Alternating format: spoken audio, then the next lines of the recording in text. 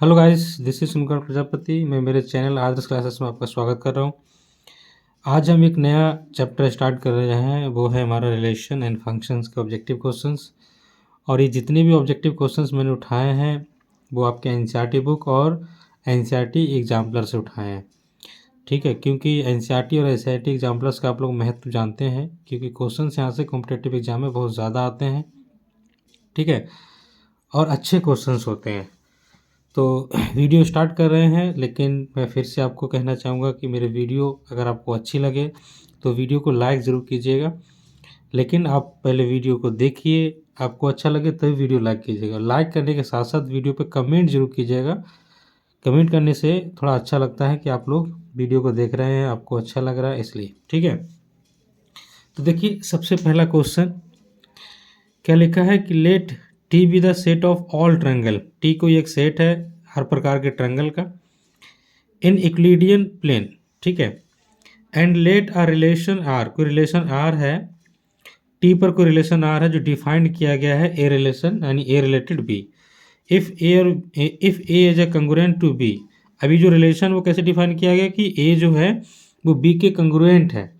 ठीक है, यानी कि ए भी ट्रायंगल है बी भी ट्रायंगल है, तो ए जो है वो बी का कंग्रुएंट है। ठीक है, तो बोला है for all a comma b जो है वो एलिमेंट है, यानी कि वो ट्रायंगल है और वो टी सेट ट्रायंगल से बिलोंग करते हैं। तो आर के बारे में पूछा है कि आर क्या होगा। ठीक है, इक्विवेलेंट रिफ्लेक्सिव होगा बट नॉट ट्रांसिटिव, ट्रांसिटिव होगा बट नॉट सिमेट्रिक, इक्विवेलेंस होगा, नन ऑफ दीज होगा। तो सबसे पहले तो क्या समझिए, ये जो टी दिया हुआ है वो है ट्रायंगल का सेट, हर प्रकार के ट्रायंगल का सेट, और रिलेशन दिया हुआ है कि ए जो है वो कंग्रुएंट है बी का, यानी कि रिलेशन इन्होंने गिवन है कि ए जो है वो कंग्रुएंट है बी का, ये दिया हुआ है। ठीक है, चलिए आइए बात करते हैं। तो आपको पता है रिलेशन में तीन चीज़ें होती हैं। सबसे पहले रिफ्लेक्सिव होती है, तो रिफ्लेक्सिव पे बात करते हैं। देखिए रिफ्लेक्सिव में क्या होता है, आपको पता है कि कोई भी एलिमेंट खुद से रिलेटेड होता है। अगर मैं ए रिलेटेड ए के बारे में बात करूं, क्योंकि रिलेशन इन्होंने बताया है कि ट्रायंगल का, वो भी कैसा, कंग्रुएंट का, तो हम जानते हैं कि कोई भी ट्रायंगल अपने आप का क्या होता है गाइस, कंग्रुएंट होता है। कंग्रुएंट का मतलब क्या होता है, कंग्रुएंट का मतलब होता है कि दो ऐसे ट्रायंगल जिनकी कोरस्पॉन्डिंग एंगल्स और कोरस्पॉन्डिंग साइड्स क्या हो, इक्वल हो, उनको कंग्रुएंट कहा जाता है। तो कोई सिंगल ट्रायंगल लेंगे तो उसके कोरस्पॉन्डिंग एंगल और कोरस्पॉन्डिंग साइड्स क्या होते हैं, इक्वल, इसलिए वो कंग्रुएंट होता है। तो रिफ्लेक्सिव तो हो जाएगा। ठीक, और अगर हम सिमेट्रिक के बारे में बात करें तो सिमेट्रिक में मतलब क्या हो गया, सिमेट्रिक मतलब हो गया जैसे एक ट्रायंगल और मैं यहाँ पर बना लूँ ऐसा। ठीक है, तो अब सिमेट्रिक क्या कहता है, सिमेट्रिक कहता है कि अगर ए जो है वो बी से रिलेटेड है, ठीक है, तो दिस इम्प्लाइज अगर बी भी ए से रिलेटेड हो जाए तो सिमेट्रिक हो जाएगा। तो आप जान रहे हो, देखो ये पहला ट्रायंगल है और ये दूसरा ट्रायंगल है। तो अब क्योंकि इसमें दिया हुआ है कि ए रिलेटेड बी, यानी कि पहला ट्रायंगल जो है वो दूसरे ट्रायंगल का क्या है, कंग्रुएंट है। तो अगर आपसे पूछा जाए रिवर्स ऑर्डर में कि दूसरा ट्रायंगल पहले ट्रायंगल का कंग्रुएंट होगा, हाँ होगा, यानी कि सिमेट्रिक भी है। ठीक है, और अगर हम ट्रांसिटिव के बारे में बात करें तो ट्रांसिटिव में क्या होता है, ट्रांसिटिव में होता है कि ए अगर बी से रिलेटेड है, ठीक है, और बी अगर सी से रिलेटेड है, तो दिस इम्प्लाइज दैट कि ए जो है वो किससे रिलेटेड होगा, सी से। अब मैं एक और ट्रायंगल यहाँ बना लूँ, देखो यहाँ पर मैंने एक और ट्रायंगल बनाया, तो समझिए बात को, ए जो है वो बी के साथ कंग्रुएंट है। ठीक है, यानी ये जो ए है और ये बी है, सी है, ए जो है वो बी के साथ कंग्रुएंट है और बी जो है वो सी के साथ कंग्रुएंट है। तो ए भी सी के साथ क्या हो जाएगा, कंग्रुएंट हो जाएगा, यानी कि ये आपका ट्रांसिटिव भी है। तो जब तीनों चीज़ें हो जाती हैं गाइस, तो उसको क्या बोलते हैं हम लोग, इक्विवेलेंस रिलेशन। ठीक है, तो इसका ऑप्शन नंबर सी सही हो गया। चलिए अब बात करते हैं हमारा क्वेश्चन नंबर 2 पे। देखिए क्या है क्वेश्चन नंबर 2।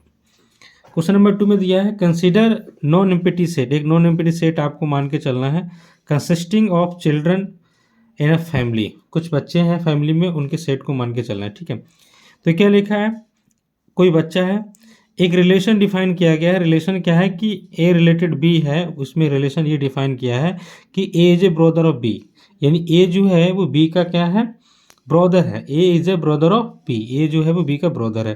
तो अब हमसे पूछा है कि आर किस नेचर का होगा, सिमेट्रिक होगा, नॉट ट्रांसिटिव, ट्रांसिटिव होगा, नॉट सिमेट्रिक, ना तो सिमेट्रिक होगा और ना ही ट्रांसिटिव होगा, या फिर दोनों होगा, सिमेट्रिक होगा या ट्रांसिटिव होगा।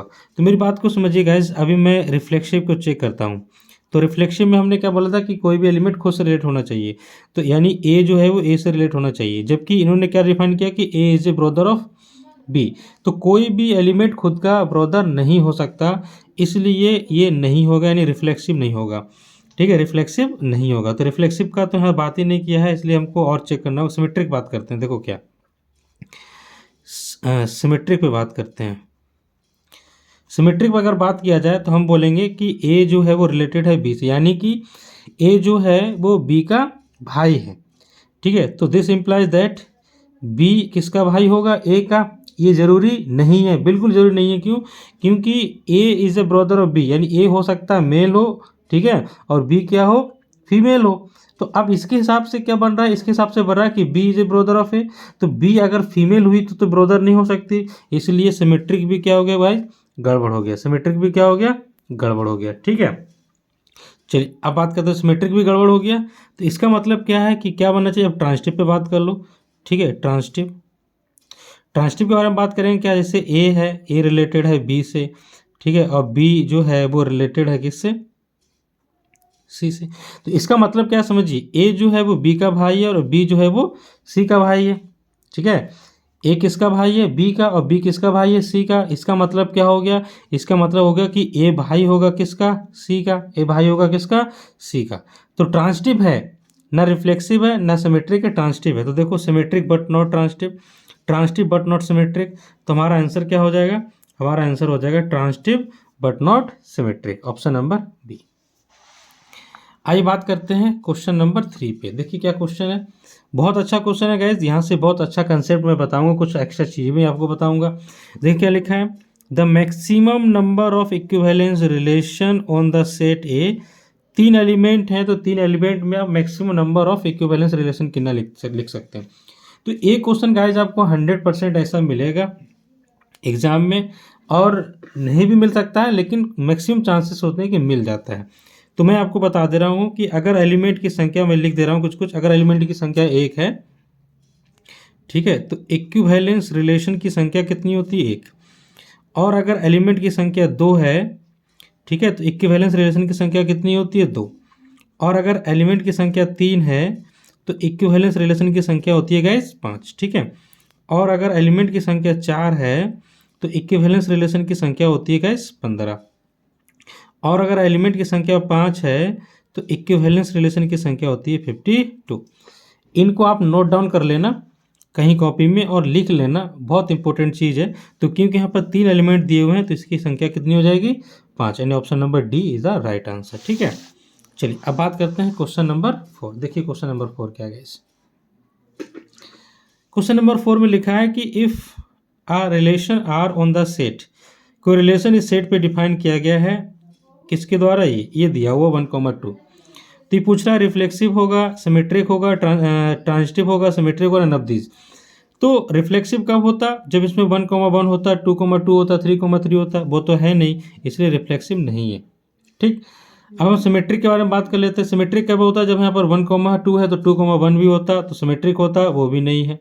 ठीक है, तो अब देखिए गाइस, आपको पता होना चाहिए ट्रांजिटिव की बात हम तब करते हैं जब ए कॉमा बी किसी रिलेशन में हो, ठीक है, बी कॉमा सी भी किसी रिलेशन में हो, और उसके बाद अगर ए कॉमा सी उस रिलेशन में है या नहीं है। अगर है तब तो ट्रांजिटिव है, नहीं है तो ट्रांजिटिव नहीं है। ये अब ट्रांजिटिव है या नहीं है, ये कब बात करते हैं, जब पहला एलिमेंट है और दूसरा एलिमेंट है, तब हम तीसरे की बात करते हैं।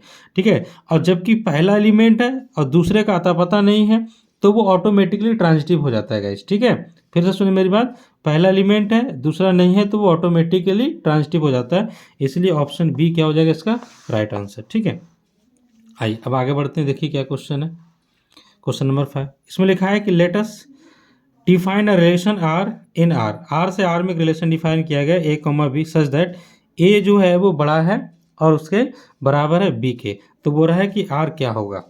ठीक है, आर एक इक्विवेलेंस रिलेशन होगा, आर रिफ्लेक्सिव, ट्रांजिटिव, सिमेट्रिक नहीं होगा। ठीक है, symmetric, transitive but not reflexive होगा, ना तो ना इधर ट्रांजिटिव होगा, ठीक है, ना रिफ्लेक्सिव होगा, लेकिन सिमेट्रिक होगा, ये लिखा हुआ है। ठीक, मैंने शॉर्ट में लिखा है, ना इधर transitive no reflexive but symmetric, ये लिखा हुआ है। तो देखिए रिलेशन क्या है, रिलेशन है ए ग्रेटर देन बी। तो गाइस हम लोग जानते हैं सिमेट्रिक के लिए, सॉरी रिफ्लेक्सिव के लिए हम लोग क्या लिखेंगे कि ए ग्रेटर देन ए। तो इसमें दो बातें लिखी हुई हैं समझना, एक तो लिखा हुआ है ए बड़ा ए और दूसरा लिखा हुआ है ए बराबर ए। तो कोई दोनों में से कोई भी ट्रू होता है तो रिलेशन ट्रू होता है, यानी कि ट्रू है तो ये रिफ्लेक्सिव तो है। तो थोड़ा ध्यान से देखेंगे, नाइदर, इसमें क्या लिखा है, neither transitive no reflexive, reflexive है जबकि इसमें रिफ्लेक्सिव नहीं बोला, ये ऑप्शन गलत। इसमें क्या लिखा है, सिमेट्रिक बट नॉट रिफ्लेक्सिव, तो ये भी ऑप्शन क्या हो गया, गलत। अब देखिए दो ऑप्शन हमारे पास बचे, एक ये बचा है और एक ये बचा है, ठीक। तो इसी दो में से कोई एक आंसर। अब हम बात करते हैं सिमेट्रिक की। तो सिमेट्रिक में क्या है कि ए बड़ा है, ये तो सिमेट्रिक, ये तो दिया हुआ है कि A is greater than equal to B, तो ठीक है। अब इसके लिए दूसरा भी होना चाहिए बी ग्रेटर देन ए। तो आप सुनिए मेरी बात को ध्यान से, जब ए बी के बराबर है और उससे बड़ा है तो बी फिर ए के बराबर, बी ए के बराबर तो हो सकता है लेकिन बड़ा नहीं हो सकता, इसलिए ये रिलेशन क्या हो गया, फॉल्स, यानी सिमेट्रिक नहीं है गाइस। तो देखिए क्या लिखा है, रिफ्लेक्सिव, ठीक है, ट्रांजिटिव बट नॉट सिमेट्रिक, तो ये ऑप्शन सही हो जाएगा इसका गाइस, ठीक है। चलिए बात करते हैं हमारे अगले क्वेश्चन पे। देखिए हमारा अगला क्वेश्चन क्या है, क्वेश्चन नंबर 6। आई होप आपको दिख रहा होगा। देखिए क्वेश्चन नंबर 6 क्या है, क्वेश्चन नंबर 6 में लिखा है इफ कोई हमारे पास सेट है जिसके अंदर 3 एलिमेंट्स हैं एंड कंसिडर द रिलेशन, ये रिलेशन दिया हुआ है, ठीक है, थोड़ा ध्यान से देखना इसको। तो आर के बारे में पूछा है कि आर रिफ्लेक्सिव है बट नॉट सिमेट्रिक है, रिफ्लेक्सिव बट नॉट ट्रांजिटिव है, सिमेट्रिक है एंड ट्रांजिटिव है, ठीक है, ना तो रिफ्लेक्सिव ना तो सिमेट्रिक है और ना ही ट्रांजिटिव है। तो रिफ्लेक्सिव के लिए हम लोग जानते हैं कि आइडेंटिटी एलिमेंट का पेयर होना चाहिए, से 1,1, 2,2 है, 3, तो ये रिफ्लेक्सिव तो है, रिफ्लेक्सिव है। इसमें क्या लिखा है, सिमेट्रिक एंड ट्रांजिटिव, तो ये तो गलत हो गया। इसमें लिखा है नाइदर सिमेट्रिक नाइदर ट्रांजिटिव, ठीक है। रिफ्लेक्सिव है, देखो रिफ्लेक्सिव इसमें है और इसमें नहीं है, ठीक है, इसमें नहीं है, तो ये ऑप्शन भी तुम्हारा क्या हो गया, ऐसे ही गलत हो गया, ठीक है। अब हम बात करते हैं हमारे किस पे, सिमेट्रिक पे चेक कर लेते हैं, क्योंकि यहाँ रिफ्लेक्सिव है बट नॉट सिमेट्रिक दिया हुआ है। तो सिमेट्रिक में देखो जैसे 1,2 है तो 2,1 होना चाहिए, इसमें 2,1 कहीं भी नहीं है, 2,1 कहीं भी नहीं है, तो रिफ्लेक्सिव है, सिमेट्रिक नहीं है, इसलिए ऑप्शन नंबर ए जो है वो राइट आंसर हो जाएगा, ठीक है। चलिए आगे बढ़ते हैं। आज मैं इस वीडियो में आपको मात्र 10 क्वेश्चन ही कराऊंगा, आगे आने वाले वीडियो में आपको 10 क्वेश्चन मिल जाएंगे, यानी कि टोटल 20 क्वेश्चन हैं ऑब्जेक्टिव के एनसीईआरटी एग्जाम्पलर में, तो वो मैं आपको कराऊंगा, ठीक है। देखिए क्या है question number 7, the identity element for the binary operation defined, ठीक है, कैसे डिफाइन किया गया, ऑपरेशन डिफाइन किया गया है रेशनल नंबर्स पर एक्सेप्ट 0 है, और कैसे लिखा हुआ है ए स्टार बी, यानी A operation B is equal to A B upon 2, इसका आइडेंटिटी एलिमेंट चाहिए। तो आइडेंटिटी एलिमेंट कैसे मिलता है गाइस, थोड़ा समझना, देखो जैसे मैंने ए को किसी एक एलिमेंट से मल्टीप्लाई, किसी एक एलिमेंट के साथ ऑपरेट किया और ऑपरेट करने के बाद वही एलिमेंट आ जाए, तो जिस एलिमेंट के साथ मैंने ए को ऑपरेट किया था वो उसकी क्या कहलाती है, आइडेंटिटी कहलाती है, यानी ई जो है वो आइडेंटिटी है। तो देखिए इसी को हम लगाएंगे, तो ए ऑपरेशन ई, ठीक है, डिवाइडेड बाई, ठीक है, डिवाइडेड बाई क्या है यहाँ पर मेरे पास, सॉरी यहाँ से आ जाएगा आपके पास ए ई, ठीक है, और यहाँ से क्या आ जाएगा 2, और ई कितना देगा आपको, ये देगा आपको पास ए ई हो जाएगा ए ई डिवाइडेड बाई 2, तो ए से ए कट गया, तो ई इज इक्वल टू कितना आ गया 2, ई इज इक्वल टू कितना आ गया 2, यानी कि इसका आइडेंटिटी एलिमेंट जो है वो 2 आ चुका है गैस, ठीक है। देखिए अगला क्वेश्चन क्या है, क्वेश्चन नंबर 8। क्वेश्चन नंबर 8 में लिखा है if the set A contains 5 element and set B contains 6 element, then the number of 1 1 and on to mapping from A to B। बहुत अच्छा क्वेश्चन है। इसमें लिखा है कि नंबर ऑफ ए जो है वो 5 एलिमेंट है, ठीक है, नंबर ऑफ बी जो है वो इसमें क्या है 6 एलिमेंट है, ठीक है। तो हमसे इन्होंने क्या पूछा, हमसे पूछा है 1 1 एंड ऑन टू की संख्या क्या होगी, 1 1 एंड ऑन टू की संख्या, थोड़ा ध्यान दीजिएगा दोस्तों, ठीक है। अगर इस क्वेश्चन में सिर्फ हमसे 1 1 पूछता, क्या पूछता, सिर्फ 1 1 पूछता, तो थोड़ा ध्यान देना, ये सेट ए है और ये सेट बी है, इसमें हमारे पास 5 एलिमेंट है, इसमें हमारे पास 6 एलिमेंट है। अगर ये हमसे सिर्फ 1 1 पूछता तो हम जानते हैं कि इसका कोई भी एक एलिमेंट 6 तरीक़ा से यहाँ जुड़ सकता था, यानी कि पहले एलिमेंट का 6, फिर दूसरा का कितना हो जाता 5, फिर तीसरा का कितना हो जाता 4, फिर चौथा का कितना हो जाता 3, फिर पाँचवा कितना हो जाता 2, तो इसका जो प्रोडक्ट है वो हमारा आ जाता 1 1। लेकिन गाइस थोड़ा ध्यान दें, यहाँ 1 1 नहीं पूछा है, यहाँ 1 1 एंड ऑन 2 पूछा है। तो 1 1 एंड ऑन 2 तभी पॉसिबल है जब number of a is equal to number of b होता। ठीक है, number of a is equal to क्या हो जाता है, नंबर ऑफ बी हो जाता, जबकि नंबर ऑफ ए जो है वो नंबर ऑफ बी के बराबर नहीं है, इसलिए इसका आंसर क्या हो जाएगा, 0। ठीक है, क्या हो जाएगा इसका आंसर, 0। क्वेश्चन नंबर 9 पे थोड़ी चर्चा करते, देखिए क्या लिखा है क्वेश्चन नंबर 9। क्वेश्चन नंबर 9 में लिखा है कि if a 1 2 3 dot dot dot n तक गया है, बी जो है उसमें 2 एलिमेंट हैं ए और बी, तो पूछा है then the number of surjection from A to B, यानी सरजेक्टिव हमसे पूछा है। ठीक है, क्या पूछा है हमसे, सरजेक्टिव पूछा है। तो नंबर ऑफ सरजेक्टिव कैसे निकलते हैं, बहुत आसान तरीका, नंबर ऑफ सरजेक्टिव निकालने का तरीका होता है, जैसे कोई सेट है ए है जिसमें हमारे पास एलिमेंट है एन। ठीक है, हम मान के चलते हैं नंबर ऑफ ए की संख्या जो है हमारे पास एन है। कोई सेट बी है जिसमें हमारे पास एलिमेंट की संख्या कितनी है, एम है। तो नंबर ऑफ सरजेक्टिव का फॉर्मूला होता है n c m multiply m factorial. ठीक है, ये फार्मूला होता है। ठीक है, चलिए आइए इसको बनाते हैं और हमारा आंसर निकल के आ जाएगा। तो देखिए इसमें एलिमेंट, क्योंकि हमारे पास बी में जो है 2 एलिमेंट हैं, तो ये बन जाएगा एन सी 2 मल्टीप्लाई 2 फैक्टोरियल। ठीक है, इसको जब सॉल्व किया जाए तो हो जाएगा एन फैक्टोरियल और यहाँ आ जाएगा 2 फैक्टोरियल गाइस, और इसको सॉल्व करेंगे तो n माइनस 2 फैक्टोरियल मल्टीप्लाई आ जाएगा हमारे पास। ठीक है, क्योंकि m की संख्या यहाँ पर 2 थी तो यहाँ लिखेंगे 2 फैक्टोरियल। ठीक है, तो ये 2 फैक्टोरियल से 2 फैक्टोरियल जो है वो कट जाएगा। इसको अगर हम सॉल्व करेंगे तो आ जाएगा n, फिर आएगा n माइनस 1 और आएगा n minus 2 factorial divided by n minus 2 factorial, ये कट जाएगा तो आंसर आ जाएगा n स्क्वायर माइनस n, जो कि है नहीं ऑप्शन में, इसलिए ऑप्शन नंबर डी क्या हो जाएगा इसका राइट आंसर। ठीक है, आइए क्वेश्चन और कराएंगे, क्वेश्चन नंबर 10। उसके बाद क्वेश्चन नंबर 11 जो है वो हमारे अगले वीडियो में आपको मिलेगा। ठीक है, देखिए क्या लिखा है, इफ़ कोई फंक्शन है आर से आर में, वो डिफाइन किया गया f of x is equal to 1/x। ठीक है, और एक्स जो है वो रियल नंबर से बिलोंग कर रहा है, तो फिर एफ के बारे में बोल रहा है, यानी कि एफ ऑफ एक्स जो है गाइस वो क्या है, 1/x है। ठीक है, वो क्या है, 1/x। ठीक, तो अब हमसे इन्होंने पूछा है कि वो क्या होगा, 1 1 होगा, ऑन 2 होगा, ठीक है, बाइजेक्टिव होगा, या फिर एफ इज नॉट डिफाइंड होगा। तो थोड़े से समझने की ज़रूरत है हमको यहाँ पर। क्या, अगर हम इसका ग्राफ देखें, देखिए ग्राफ तो इसका ऐसा होता है, ये ग्राफ है और ये ग्राफ है, लेकिन यहाँ पर कंडीशन होती है, ये ग्राफ कब होता है जब x ग्रेटर देन 0 होता है, और ये ग्राफ कब जब होता है जब x लेस देन 0 होता है। ठीक, तो थोड़ा समझिए, 1 1 के लिए हम लोग क्या करते हैं, ऐसे करके लाइन ड्रॉ करते हैं, एक जगह कट कर रहा है एक जगह कट रहा है, तो 1 1 है। लेकिन सबसे बड़ी बात यह है कि इन्होंने बोल दिया कि x क्या है, रियल नंबर है, तो रियल में 0 भी होता है, यानी x शुड भी 0, यहाँ पर x 0 भी है, तो जब x 0 है तो वो 0 पे फंक्शन डिफाइंड नहीं है, इसलिए इसका आंसर क्या हो जाएगा, नन ऑफ दीज, यानी कि फंक्शन नॉट डिफाइंड, ये इसका आंसर हो जाएगा। ठीक है गाइज, अगर आप 1 1 मार देते हैं तो गलत हो जाएगा। हाँ, अगर आप ऑन टू मारते हैं, यहाँ पर ऑन टू दिया हुआ रहता, सॉरी ऑन टू बोल रहे हैं, इनटू दिया हुआ रहता, तो आई थिंक इनटू भी सही नहीं होता, इनटू भी सही नहीं होता। ठीक है, इनटू भी सही क्यों नहीं होता, उसके लिए भी क्या करना था, इनको यहाँ लिखना था, इसमें ये जो डोमेन है इसमें लिखना था, क्या लिखना था, आर एक्सेप्ट 0, इस डोमेन को आर एक्सेप्ट 0 लिखना था, तब जाकर के हम इस पर और चर्चा कर सकते थे। क्योंकि आर एक्सेप्ट 0 नहीं लिखा है, इसलिए इसमें 0 इंक्लूड है, तो 0 पे फंक्शन डिफाइन नहीं होगा, इसलिए लिखेंगे फंक्शन इज नॉट डिफाइन। ठीक है, तो देखिए गाइज ये 10 क्वेश्चन हो चुके हैं, और जैसे ही चैप्टर खत्म होगा इस चैप्टर के क्वेश्चंस का PDF भी मैं आपको प्रोवाइड करा दूंगा। ठीक है, तो आप क्या करें, वीडियो को लाइक करें, शेयर करें, चैनल को सब्सक्राइब करें, दोस्तों के साथ शेयर करें। ठीक है, इसी तरह तैयारी करते रहें, और मैं प्रार्थना करूंगा कि आप लोग भी कामयाब हों। ठीक है, चलिए मिलते हैं हमारे नए वीडियो में, तब तक के लिए बाय।